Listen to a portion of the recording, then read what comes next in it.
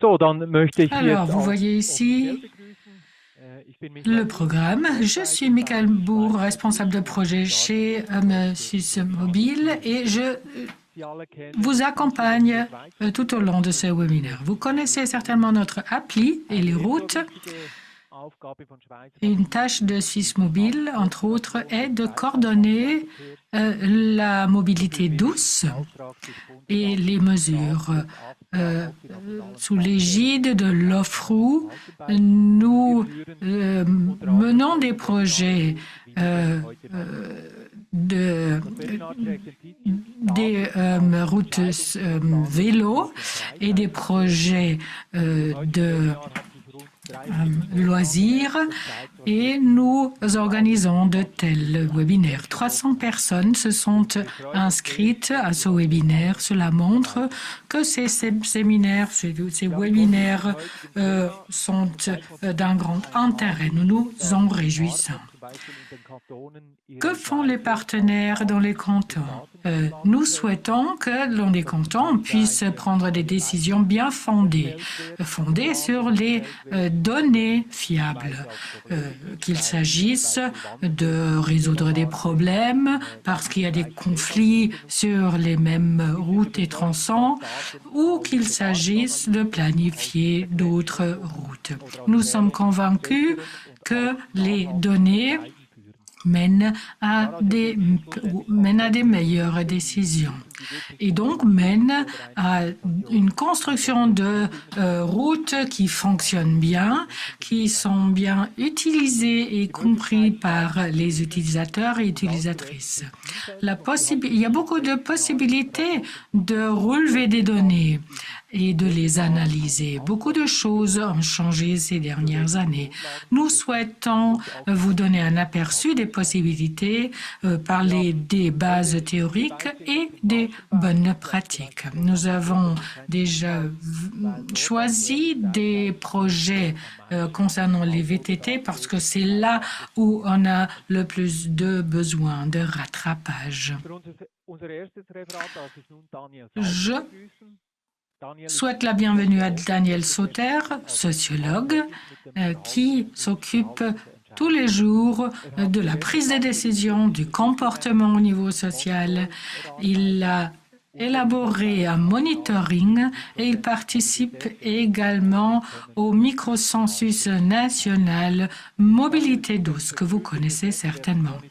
Il a créé le réseau Mobilité douce et il en parlera. Maintenant, il nous expliquera pourquoi on a besoin de données et de compter les usagers, entre autres. Je suis très curieux d'entendre Daniel. Merci, Michael. Bonjour tout le monde. On pose toujours la question de savoir, mais pourquoi compter? À quoi c'est bon? Est-ce nécessaire? Et avant, je commençais toujours à énumérer tous les avantages.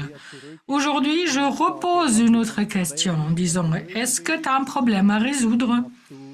Est-ce que, par exemple, il y a un conflit entre les randonneurs et les VTTistes, comme Michael l'a déjà mentionné? Ou est-ce que tu souhaites améliorer quelque chose, démontrer une tendance? Par exemple, expliquer au conseil municipal que ces investissements reposent sur une vraie demande. À ce moment-là, on a besoin de données. Et voilà, on est au vif du sujet et au plan de la discussion. Donc, on peut faire la distinction entre deux applications. D'un côté, on a la planification, c'est le côté technique. Là, on a besoin de données pour les projets, pour l'élaboration de projets, pour la construction. On a besoin d'une bonne base. On peut observer les tendances, on peut évaluer le potentiel et on peut contrôler l'efficacité et le succès d'une mesure. Et on peut même faire des recherches à ce moment-là. Et il y a aussi le volet politique, le volet communication. Là, on a besoin des données pour lancer une discussion au sein du conseil communal ou de reposer cette discussion sur une base factuelle. Il y a également la gestion des objectifs. Il faut légitimer au niveau politique des mesures et on peut faire des comparaisons, en faire un benchmarking à l'interne ou avec d'autres villes ou municipalités. Ces deux volets d'application reposent sur d'autres demandes, sur d'autres exigences. En ce qui concerne la planification, là, on a besoin de données différenciées. Lorsqu'on discute au niveau politique, il s'agit d'avoir des indices convaincants.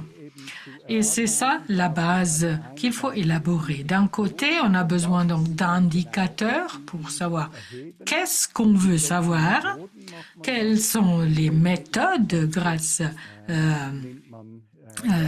auxquelles on peut donc relever ces indicateurs et quels sont les instruments à appliquer.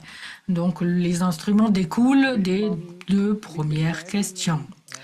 Si donc on commence à compter, si on met le comptage au centre de son attention, on découvre tout un nouvel univers d'application et d'interface. Par exemple, si on commence ici à droite, il y a les données SIG, l'application métier, mobilité douce. Il y a aussi le routing, le tracking, donc le traçage, les big data, les données de Swisscom ou les données qu'on a générées soi-même. Il y a aussi une connexion avec le microcensus trafic. Il y a les enquêtes d'évaluation du trafic, de la satisfaction, des interactions, des conflits et du comportement des usagers. Il y a des interfaces en ce qui concerne les données des accidents, les données des hôpitaux, des avantages pour l'environnement et la santé et aussi une connexion, donc une interface avec les conditions cadres institutionnelles.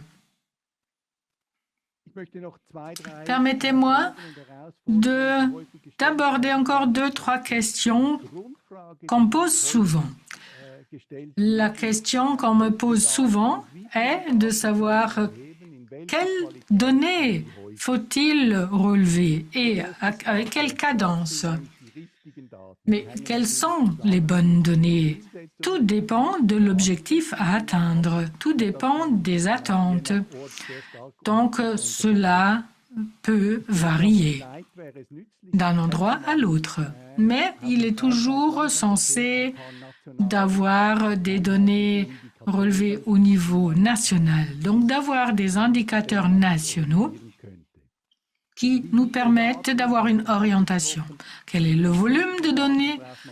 Tout dépend. Pour la planification, on a besoin de données différenciées, donc d'un grand nombre de données, alors que pour la discussion politique, on a besoin de certains indices convaincants. Si on veut juste prendre la distance et ne pas connaître les autres indicateurs, les randonneurs ne sont pas aussi importants, alors que si on prend en compte les étapes des randonnées, il faut prendre en compte plus les randonneurs. Mais quelle est donc la précision nécessaire? Souvent, on dit que 90% c'est bien. Les producteurs de données disent souvent qu'ils livrent une précision de 95 à 100%, mais là aussi, tout dépend de l'objectif visé. Il est important de dire comment on a relevé des données. Est-ce que ces données ont été corrigées? Si oui, comment? Et quelle est donc la cadence ou la fréquence pour la collecte de données? Eh bien, on dit toujours que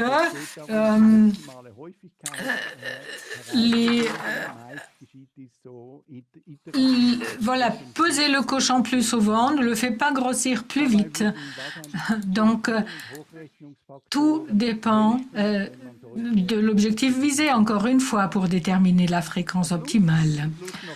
Et finalement, j'aimerais bien parler du potentiel. On me dit toujours qu'on dispose de données, qu'on a de données, mais souvent on ne sait plus où elles se trouvent, qui les a relevées, dans quel cadre et dans quel objectif. Donc, si on peut mettre sur pied à l'interne une banque de données, ça serait toujours bien pour faire des recherches. Les outils pratiques sont également utiles. Là, on peut relever des indicateurs, des méthodologies et des instruments possibles. Et un autre instrument, c'est ce webinaire où on peut poser des questions, discuter,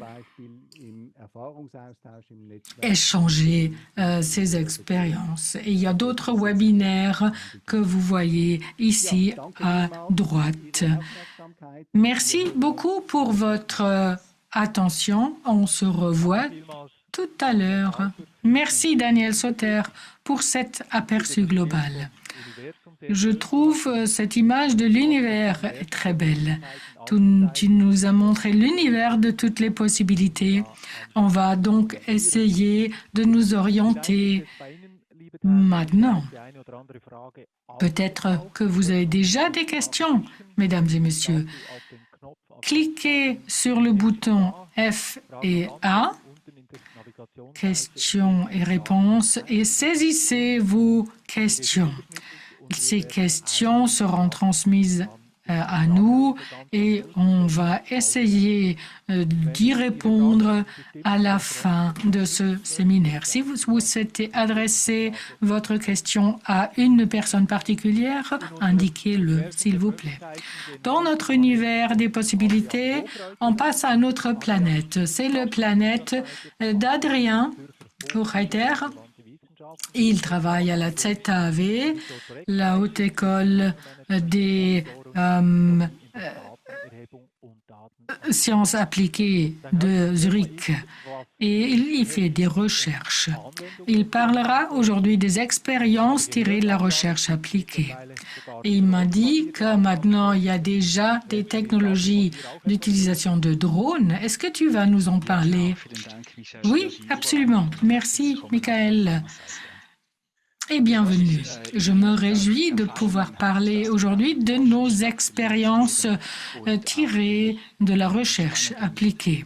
Et je parlerai également des détails pour approfondir ce qui vient d'être dit.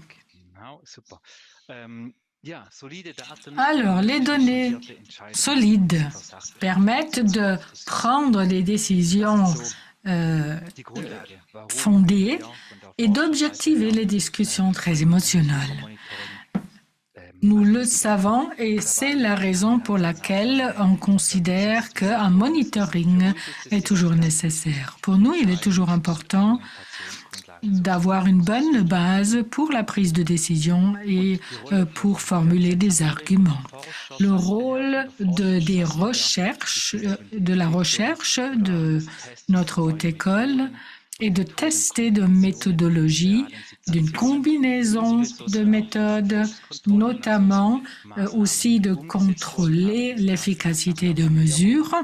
Une fois que des mesures ont été prises, il faut pouvoir contrôler si elles sont efficaces ou pas. Nous organisons également des échanges au niveau international et formulons des recommandations d'application. Ici, quelques images prises de plusieurs rapports des médias, le Pittsburgh, le Val-Muster et plusieurs autres endroits.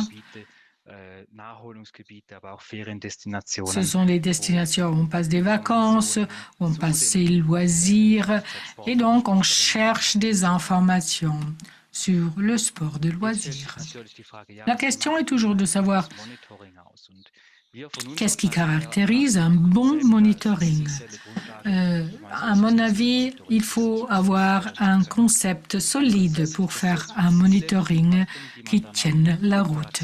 Donc, il faut formuler les objectifs de manière à ce qu'on puisse mesurer les objectifs et le degré auquel on les atteint. On peut tout compter, mais il faut toujours fixer donc les priorités en ce qui concerne les objectifs et les sites.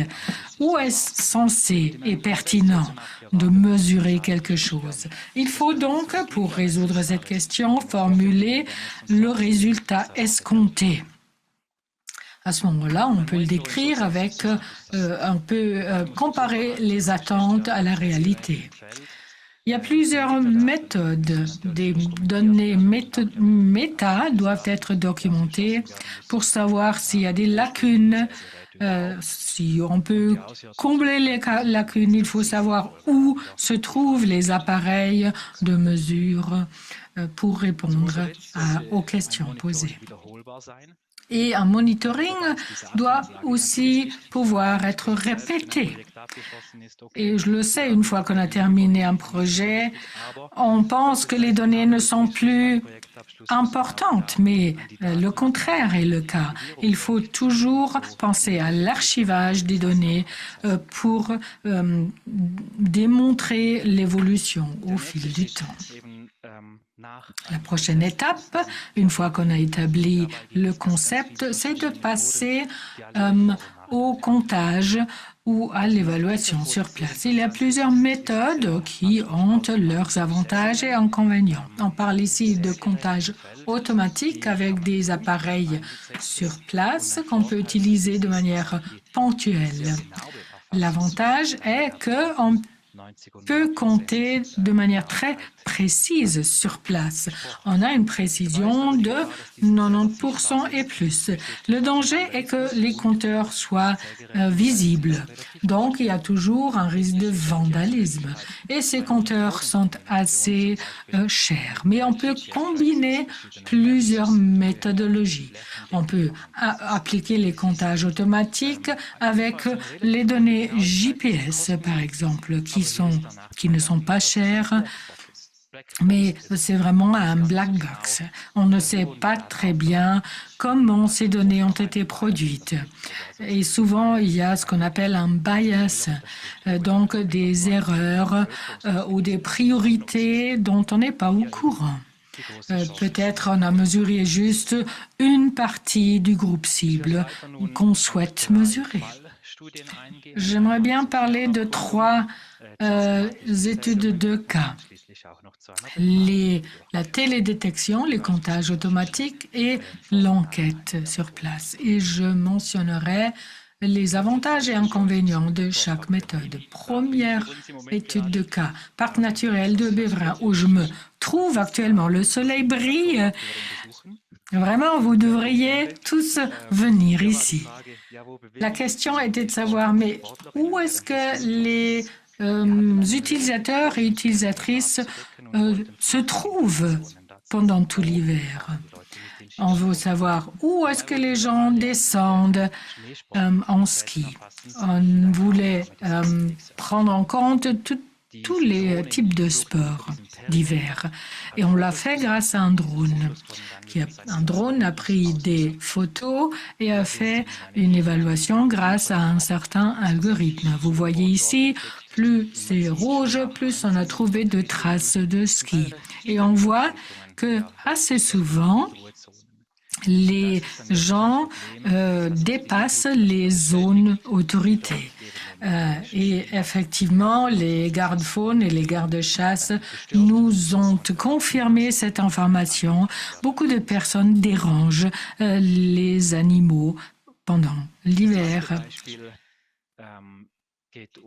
Deuxième exemple, une étude de cas sur les activités de loisirs nocturnes dans une forêt de proximité. Là, on a utilisé la méthode des comptages automatiques. La question était de savoir quel est le nombre de vélos qui passent et quel est le taux de pourcentage par rapport à toutes les activités de loisirs.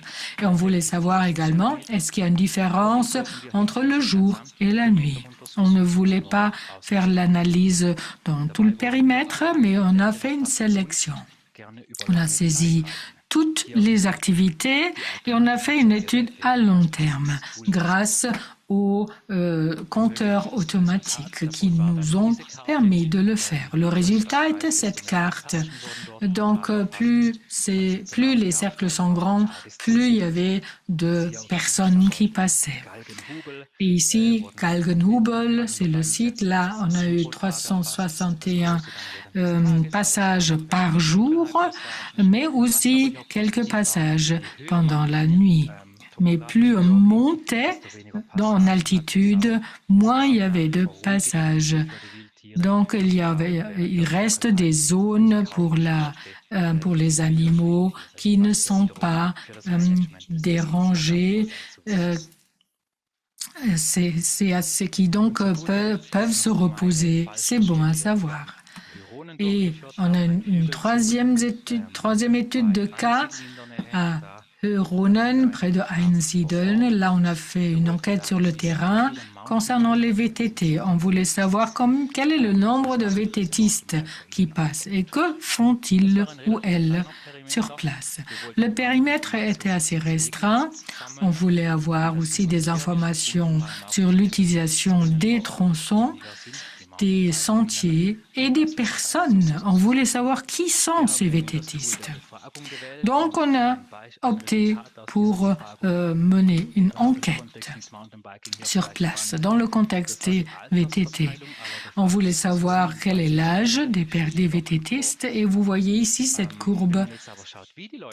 Mais si on veut savoir comment ces personnes se sont déplacées, en VTT électrique, en VTT sans accu, vous voyez les personnes jusqu'à 44 ans se sont déplacées en VTT sans accu et à partir de 44 ans, de plus en plus de personnes ont utilisé des vélos électriques.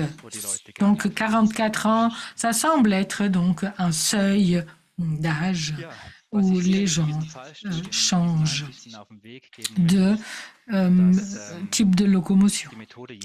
Donc, la méthodologie doit être adaptée par rapport aux résultats escomptés, aux questions posées. Il n'y a pas de panacée. Souvent, une combinaison de différentes méthodes est pertinente.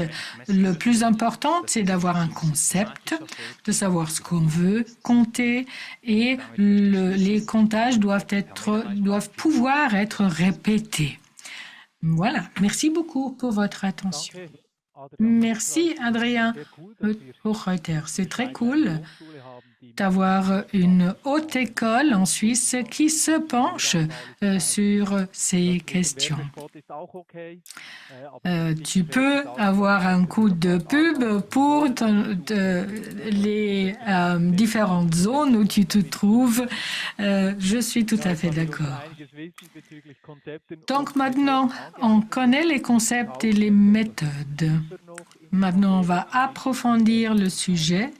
On va passer dans l'univers des géodonnées. Lofrou a fait un test pratique pour la planification.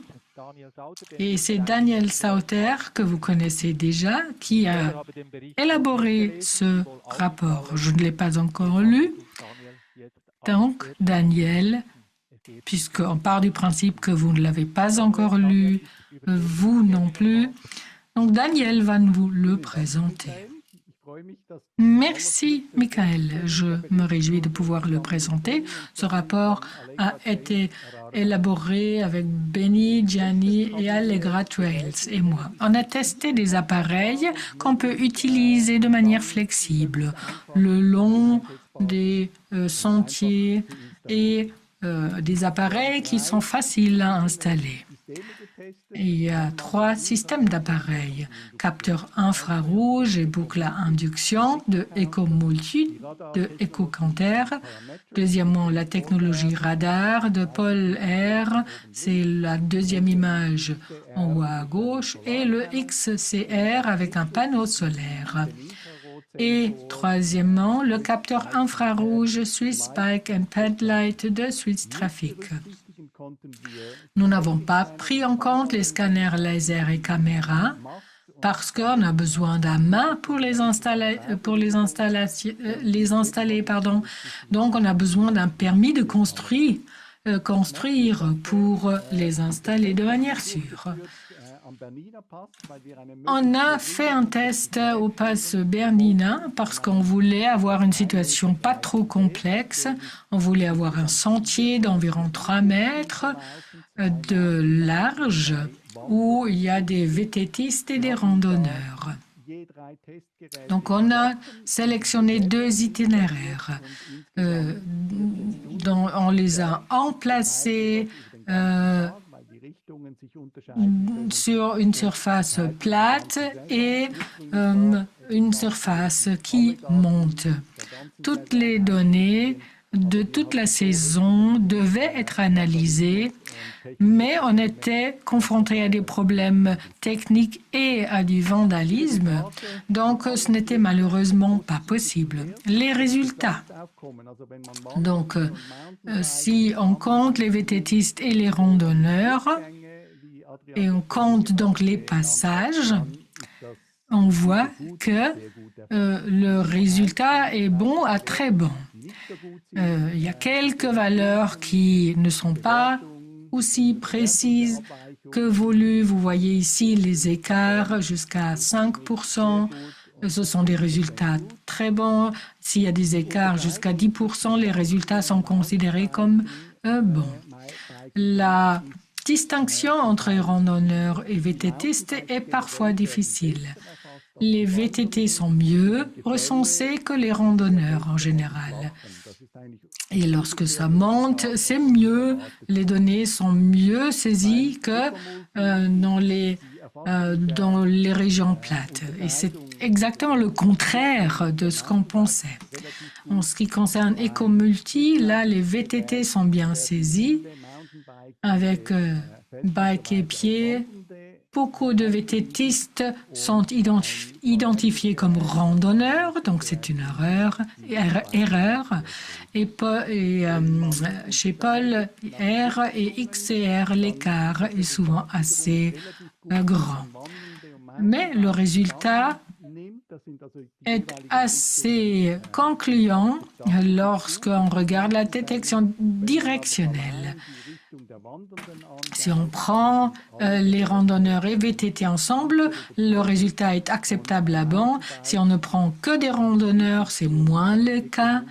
Et si on prend les VTT EcoMulti, nous fournit de bons résultats, les autres un peu moins.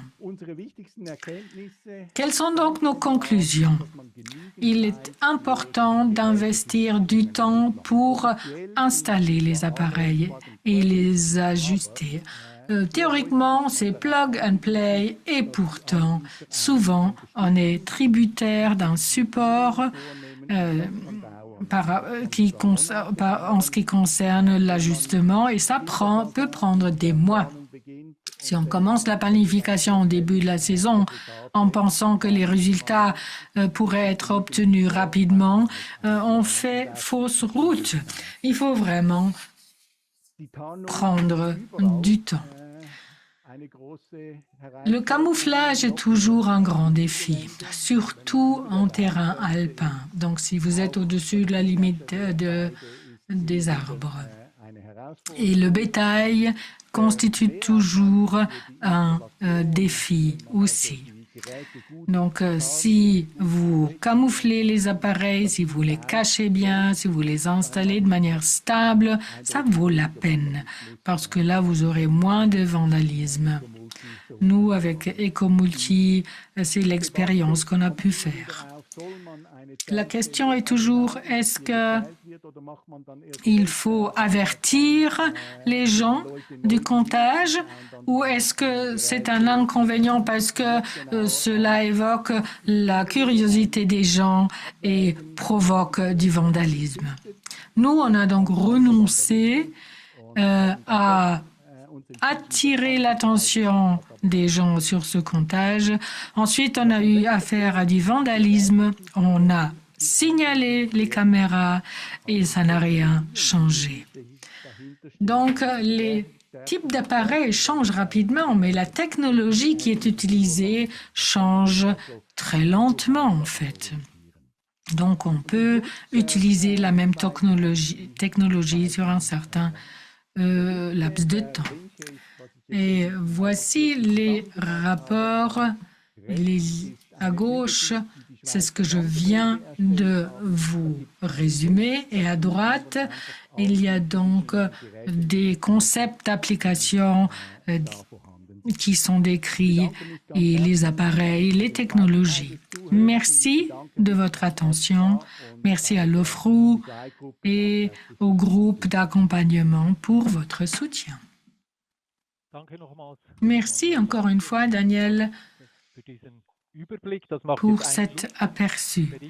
J'ai vraiment envie de lire le rapport maintenant. Si vous aussi, vous avez envie de le lire, vous trouverez maintenant le lien dans le chat.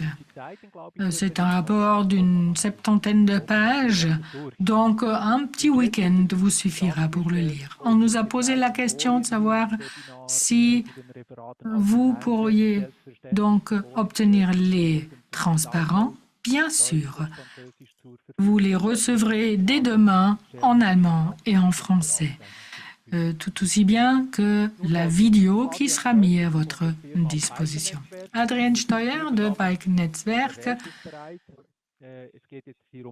va maintenant nous parler des VTTistes. Il va nous montrer ce qui se passe et comment on peut faire si on ne peut pas relever les données soi-même. Et si on souhaite que toute la communauté participe. Adrien, qu'est-ce que vous faites? Oui, je vais vous le dire. Super, merci pour cette introduction. Je vais prendre quelques minutes pour vous parler des géodonnées communautaires et de notre façon de nous organiser. J'ai préparé beaucoup de transparents, donc je vais peut-être sauter ou passer rapidement sur un ou deux transparents. Quelles sont donc les géodonnées communautaires? Ce sont des informations collectées sous forme numérique par un groupe d'intérêt spécifique qui peuvent être représentées sous forme cartographique pour la planification, donc pour dresser des cartes. Dans notre quotidien, on a souvent affaire avec des processus de participation. On élabore des concepts VTT où on travaille avec beaucoup de groupes d'intérêt. Nous sommes donc tributaires de leur retour et souvent il s'agit de la communauté VTT, d'associations de chasseurs, des responsables de chemins de randonnée, du personnel forestier et autres.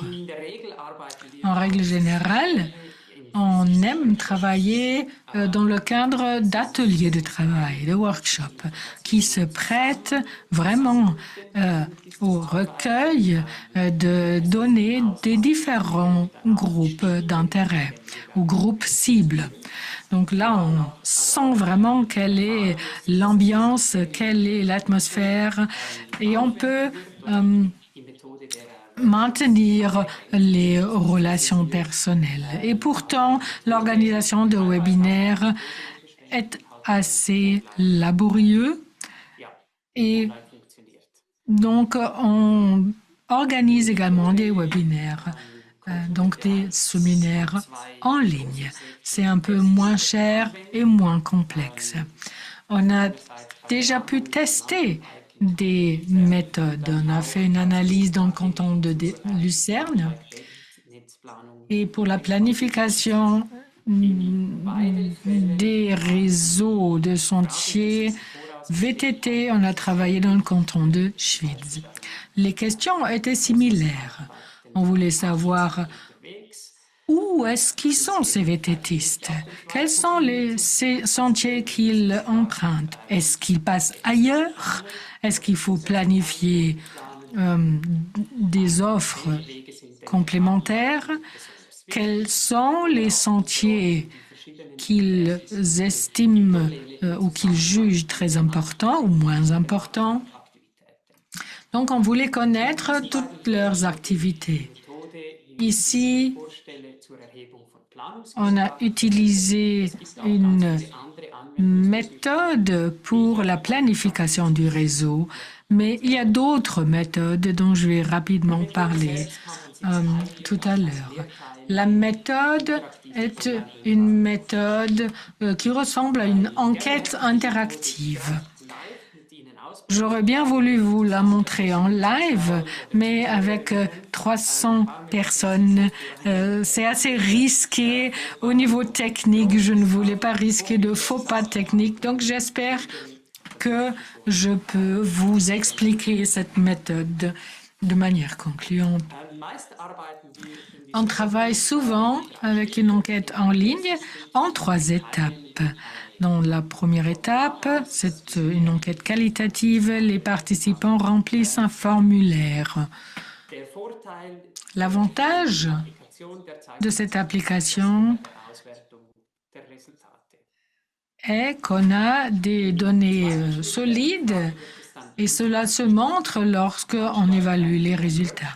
La deuxième étape est interactive. Au lieu d'organiser un atelier de travail, on donne la possibilité aux participants non pas de travailler avec un crayon et une carte, mais de travailler avec cette carte interactive en ligne. À ce moment-là, il faut très bien expliquer la méthodologie. Parce qu'on travaille sur ordinateur, tablette, laptop, Natel, et les fonctionnalités ne sont pas les mêmes et ce n'est pas tout à fait facile pour tout le monde. Donc, on explique la méthode par écrit et grâce à une vidéo. Dans ces exemples, il s'agissait de faire travailler les différents groupes cibles. Tout le monde devait pouvoir identifier le réseau, le modifier et faire des commentaires. Ça fonctionne avec des lignes pour les géodonnées et ça fonctionne aussi avec des points, des données ponctuelles. Dans les 2 cantons mentionnés, on a également fait une analyse des conflits. Et on a donc on a demandé aux participants d'identifier, de saisir des points où il y a beaucoup de conflits et de commenter ces conflits. Les résultats, qui étaient donc la base de notre planification, sont les suivants. Les résultats étaient assez passionnants. Il y a plusieurs méthodes là aussi. On peut faire des diagrammes que vous connaissez bien.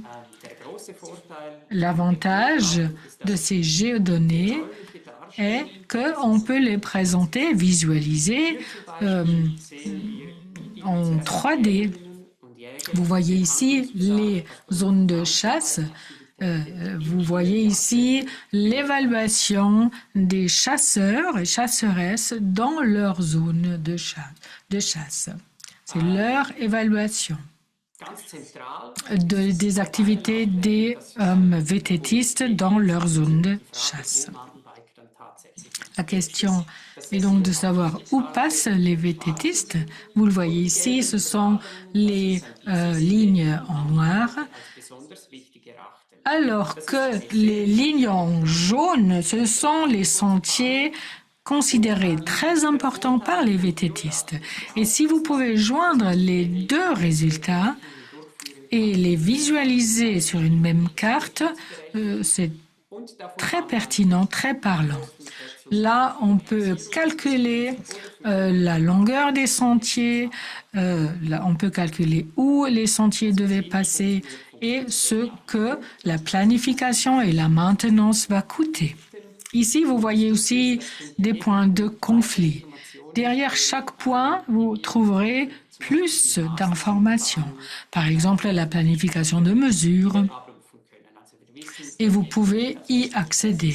Donc, vous savez, on peut savoir exactement qui a marqué ce point, quel est donc le groupe cible et quels sont leurs intérêts. Cette méthode a des avantages et inconvénients comme toujours. Une participation est possible à une large échelle. On n'est plus tributaire de réunions sur place. On peut inviter les personnes le soir pour une réunion en ligne, mais souvent les gens n'ont pas suffisamment de temps. Et on peut contourner ce problème grâce à cette méthodologie. Chacun peut travailler à sa guise.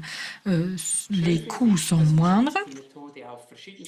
Et c'est une méthode qu'on peut appliquer dans plusieurs périmètres. On peut répartir l'enquête sur plusieurs groupes d'intérêt et on peut évaluer les réponses en détail. Les inconvénients, pourtant, existent. Il y a toujours des personnes qui ont peu d'affinité avec tout ce qui est numérique. Mais donc, il faut bien expliquer ce qu'il faut faire. Ce qui est dommage, par contre, c'est qu'on perd un peu le contact personnel par rapport au séminaire en présentiel. Donc, pour moi, c'est important de dire que la collecte des données numériques est une méthode qui est très bonne, une méthode complémentaire, mais on ne peut pas remplacer les relations humaines et le contact humain grâce à cette méthode. Et le contact humain nous donne souvent beaucoup d'informations. On peut utiliser la collecte de données pour la participation publique. On peut également utiliser le code QR qui facilite l'accès. Et c'est une méthode qui peut être appliquée aussi si on veut contrôler l'efficacité ou le succès d'une méthode. Merci beaucoup. Merci à toi, Adrien Stoible, pour cette présentation très pertinente. Même sans démonstration live, c'était très clair et tu nous as montré ce qu'on peut faire avec les données de différents groupes pour prendre des décisions solides. Allegra, c'est un organisme qui s'est spécialisé à des mesures hybrides de fréquentation. Benny, je suis très, très curieux d'entendre ce que vous faites. Est-ce que tu es prêt? Oui, bien sûr. Merci, Michael. Bonjour. Nous faisons des mesures hybrides pour comme une méthode parmi plusieurs. Comment est-ce que cela fonctionne? Comment est-ce qu'on peut appliquer cette méthode? Permettez-moi d'abord de parler de la situation de départ des deux cantons dont je vais parler. Je parlerai ensuite de la méthodologie. Comment est-ce que cela fonctionne sur place? Quels sont les résultats obtenus? Et à la fin, je parlerai des conditions cadres Qu'est-ce qu'on fait pour appliquer cette méthodologie? Quelles sont les limites? Quels sont les points faibles et les points forts dans un contexte plus large? La situation de départ. Les deux cantons que je présenterai, c'est les cantons de Zurich, où on a fait un inventaire de l'infrastructure VTT. On a identifié les besoins en la matière. Et je parlerai également du canton de Thurgovie, où on a élaboré un concept VTT avec l'objectif d'élaborer une offre. La question de départ était similaire. On voulait savoir où se pratique le VTT, où se déplacent les VTTistes locaux. Y a-t-il des régions spécifiques? Est-ce qu'il y a des régions particulièrement prisées? Et finalement, on voulait identifier le comportement des usagers et usagères de manière objective, donc sur la base de données solides. Quelle était donc la méthodologie appliquée? De la ZAV l'a déjà mentionné, la source de données nous sert d'avoir des données objectives. Donc, on peut installer des stations de comptage locales qui livrent des données analogiques de manière ponctuelle. D'un autre côté, on peut utiliser les données numériques qui peuvent nous montrer quelle est la relation des uns avec les autres, qui trouvent que c'est un sentier important, qui ne le trouve pas. Donc, on a opté pour une méthodologie de monitoring hybride. On voulait combiner les deux méthodes et donc avoir le meilleur des deux mondes. Quels sont les points forts de ces deux méthodes? D'un côté, bien sûr, si on combine les deux, on a des données plus larges et donc on a la possibilité d'interpréter, de comprendre quels sont les tronçons et comment les trails ou les sentiers interagissent. On n'a pas des sentiers isolés. Les sentiers, les trails sont toujours connectés à d'autres tronçons et sentiers. Donc là, on a la possibilité de bien interpréter la situation. Et cela avec une grande précision. Selon le projet, selon le modèle élaboré, on a une précision de plus de 90% et on peut obtenir d'autres informations supplémentaires par rapport, par exemple, au type d'utilisation des sentiers. Et ce sont des informations qu'on peut utiliser pour analyser les conflits éventuels ou bien la coexistence possible. Et finalement, on peut utiliser ces données pour avoir des données et faire des analyses en profondeur. Selon la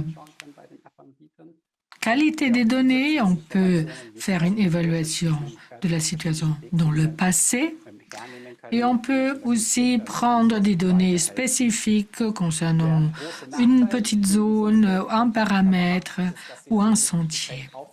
Mais il y a aussi des inconvénients. L'analyse est très intense. Il ne suffit pas d'appuyer sur un bouton et toutes les données pertinentes sont exportées. Non, il faut procéder à une analyse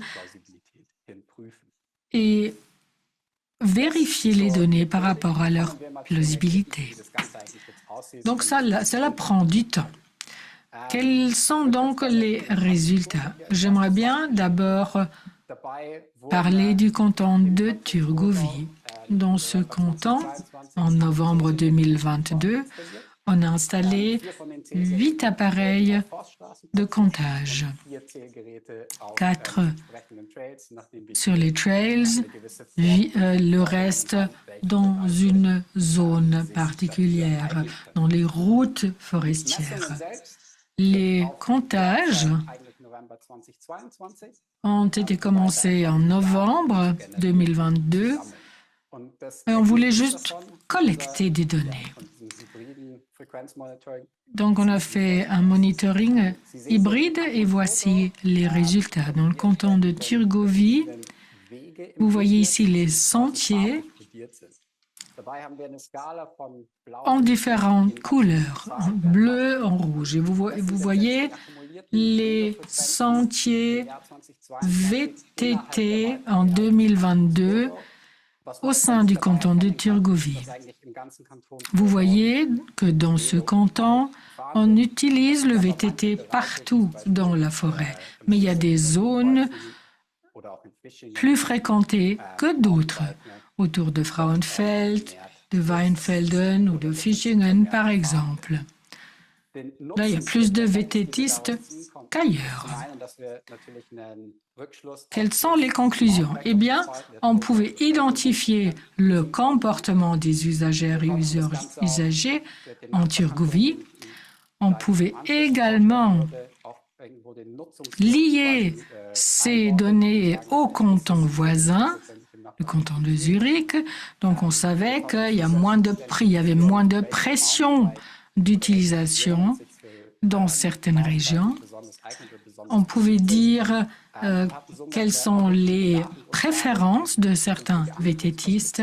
Cela nous a permis d'avoir une base de données solide et objective pour la conception de l'offre.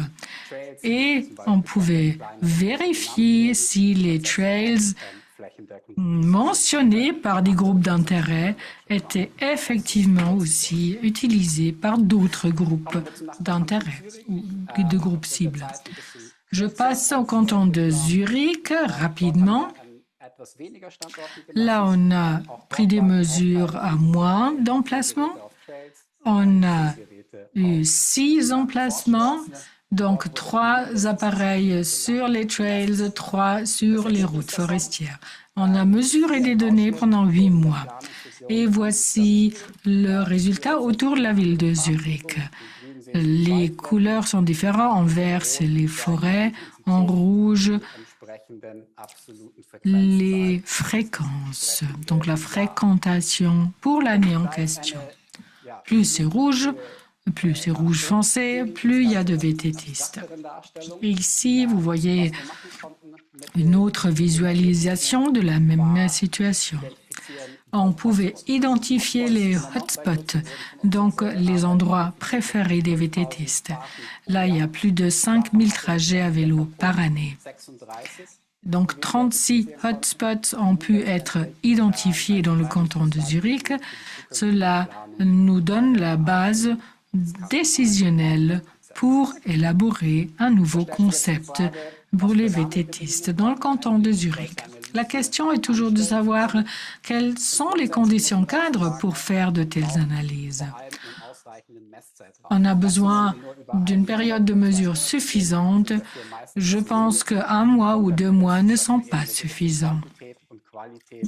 Par conséquent, on a besoin d'une certaine quantité de données analogues de bonne qualité et on a également besoin d'une grande quantité de données numériques de bonne qualité également. Il y a, comme toujours, des points forts et points faibles. Qu'est-ce qu'on fait avec ces données? Eh bien, on veut avoir une approximation de la réalité. On ne peut pas visualiser la réalité à 100%. Il y a toujours certains écarts. Mais dans l'idéal, la précision est de 90% ou plus. Mais je pense qu'on ne pourra jamais avoir une précision de 100%. Les modèles élaborés sont donc valables uniquement pour la période pendant laquelle on a pris des mesures et pour la région. pertinente. Mais pourtant, c'est une méthode très efficace au terme de coûts qui nous permettent de prendre des données, de relever des données à relativement bon marché. Et ce sont pourtant des données représentatives. Merci beaucoup. Merci, Benjamin. J'ai beaucoup aimé de savoir comment on peut faire interagir des données analogues et numériques. Voilà, on peut avoir une bonne base décisionnelle grâce à cela. Maintenant, c'est Anna Legis qui va nous présenter la centrale suisse des comptages vélo. Dani, tu t'engages pour les sentiers de randonnée, mais aujourd'hui tu parleras de comptage vélo. Est-ce que tu es prêt? Tout à fait.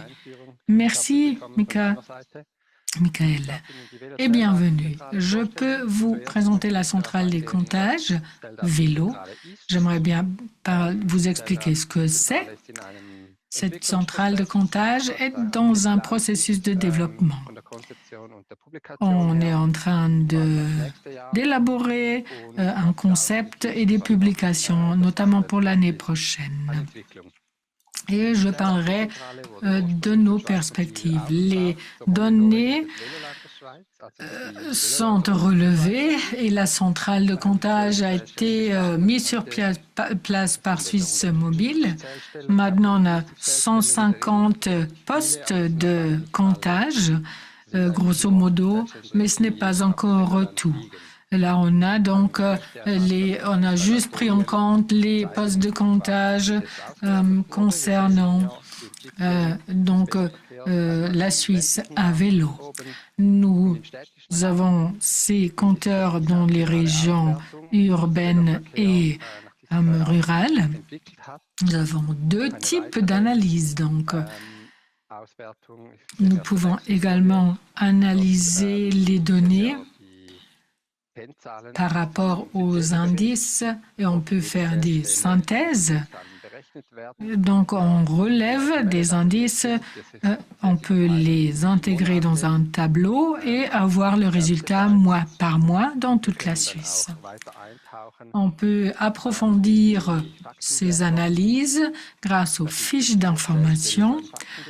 Il y a une fiche d'information par station de comptage avec tous les indices, avec des explications par rapport à l'endroit où la station de comptage se trouve et avec des graphiques qui montrent les résultats au fil des ans, selon la direction dans laquelle on va, selon les jours de la semaine et de la fréquentation.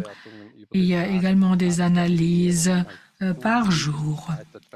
Donc, vous pouvez voir, est-ce que ce sont des passages de pendulaires ou de personnes qui passent leur loisir dans cette région.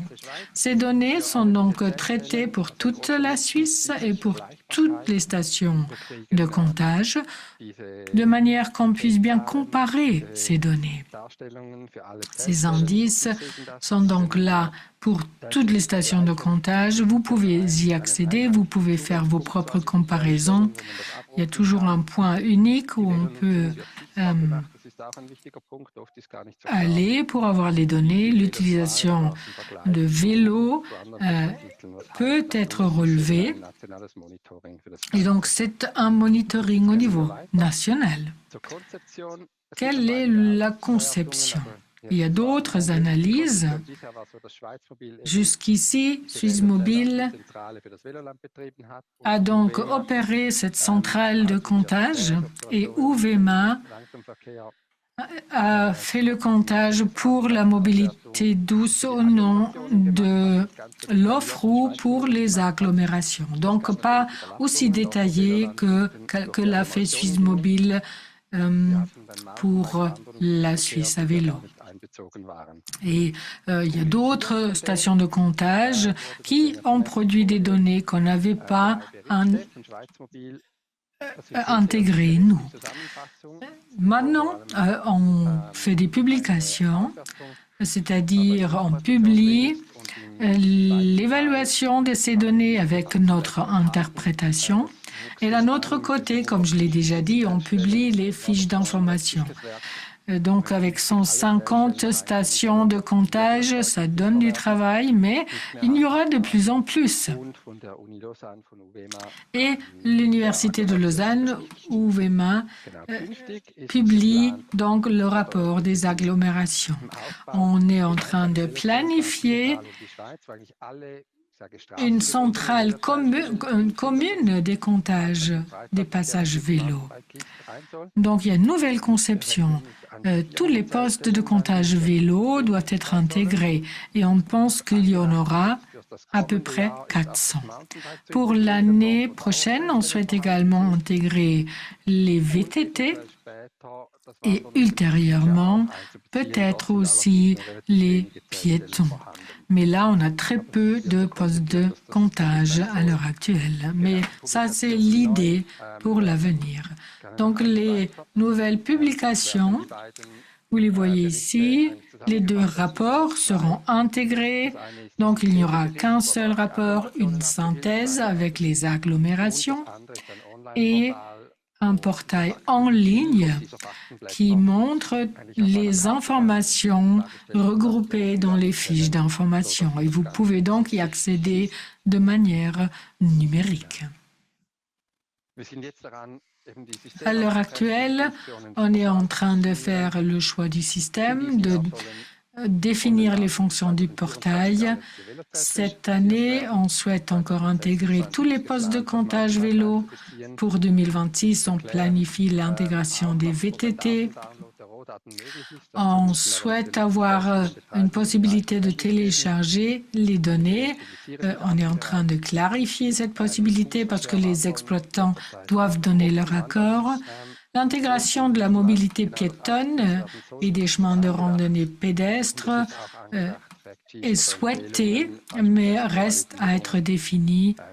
Et la rédaction de fiches d'information et de recommandations est également en cours de planification. Si ici il y a des exploitants de postes de comptage, ici, je m'adresse à vous maintenant. On reçoit déjà beaucoup de données, mais peut-être pas encore de tous les exploitants de postes de comptage. Donc, si vous êtes exploitant de postes de comptage et vous ne nous fournissez pas encore des données jusqu'ici, je vous prie de nous contacter. On aimerait bien avoir accès à vos données pour avoir un aperçu assez complet, aussi complet que possible, grâce à vos données. Merci beaucoup de m'avoir donné la possibilité de présenter ce projet et nous espérons que vous pouvez utiliser les données dont je viens de parler.